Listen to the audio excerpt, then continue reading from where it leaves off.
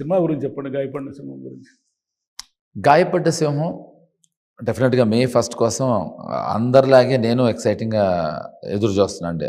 అందరిలాగే అంటే మా యూనిట్లో మా అందరిలాగా. నాకు మనీ అనగనగా రోజు నా కెరియర్లో నాకు చాలా ఇష్టమైన సినిమాలు. ఒక యునిక్ హ్యూమర్ ఉంటుంది దాంట్లో. సో అటువంటి సినిమా మళ్ళీ రాలేదు అని నేను అంత ప్రతి ఇంటర్వ్యూలో ఇదే చెప్తున్నాను. ఎందుకంటే ఇదే నిజం కనుక ఇదే నిజం, ఇది నిజం కాబట్టి ఇదే చెప్పగలను. ఐఎమ్ అప్పుడు ఒక వెల్త్ లాగా ఫీల్ అయ్యేవాడిని అండి. అదే మళ్ళీ మన జీవితంలో ఎటువంటి సినిమా రాలేదు, ఇలాంటి సినిమా వస్తే బాగుంటుందని అనుకున్న తరుణంలో కరెక్ట్గా ఈ సినిమా నా ఒళ్ళో వచ్చి పడిందండి. So I'm so happy, so excited. ఇలాంటి హ్యూమరు నేను ఈ మధ్యకాలంలో చూడలేదు. అంటే ఇది స్పూఫ్ కాదు, సెటైర్ కాదు, కానీ the way Kashyap has dealt with the film, I think అది నిజంగా అది చాలా అప్రిషియేట్ చేయాలి. బట్ ఫస్ట్ నేను పవన్ సాధినేని అప్రిషియేట్ చేయాలి. అతను ఒక డైరెక్టర్ అయ్యండి, అతనే సినిమాలు తీసుకుంటూ ఈ సినిమాని ప్రొడ్యూస్ చేద్దామని తీసుకున్న నిర్ణయం ఇంత దూరం వచ్చింది. సో ఐ థింక్ ఒక కొత్త అనుభూతిని ఎంజాయ్ చేస్తామండి మనం. ఇప్పుడు ఒకటండి, అంటే నేను ఇందాక ఫర్ ఎగ్జాంపుల్ ఈ cinema commercial standard, commercial element, commercial సత్తా అని మనం ఎలా చెప్పగలం అనడానికి, సరే అమెజాన్ వాళ్ళు cinema కొనేసుకున్నారు, okay.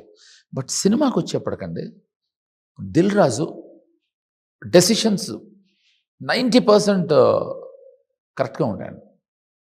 So Dil Raju ఈ సినిమా కొనుక్కున్నాడు అనే దానికి మేము అనుకున్నది సాధించామనేది నా ఉద్దేశం. సో కొలబద్దు దిల్ రాజు అయ్యాడు దీనికి.